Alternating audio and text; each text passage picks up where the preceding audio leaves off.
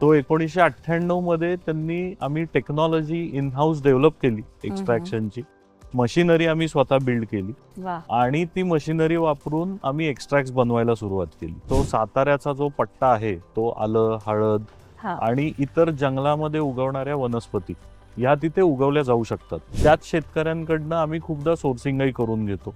मग त्यांची जमिनीचा साईज किती आहे, कुठल्या जॉग्रफीमध्ये आहे, ते काय उगवतायत हे आम्हाला माहिती असतं.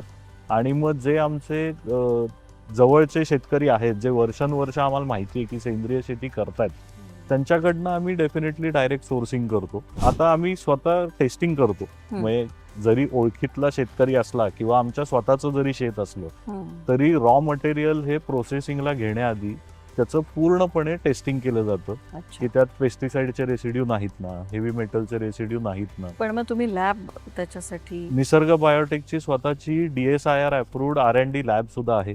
वर्ल्ड स्टेजवर जर तुम्ही बघितलं तर भारतामध्ये, युरोपमधल्या काही देशांमध्ये लोकांचा आयुर्वेदावर विश्वास आहे.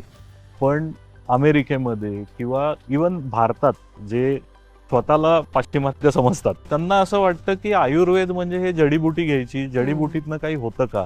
पण बऱ्याचशा अशा मेडिकल डिस्कव्हरीज म्हणा किंवा फार्मास्युटिकल मॉलिक्युल्स म्हणा, ते इदर जे आपल्या निसर्गाने दिलेलं आहे त्याला एकतर ते मिमिक करतात किंवा त्याचपासनं डिराईव्ह करून ते प्रॉडक्ट्स तयार केलेले असतात.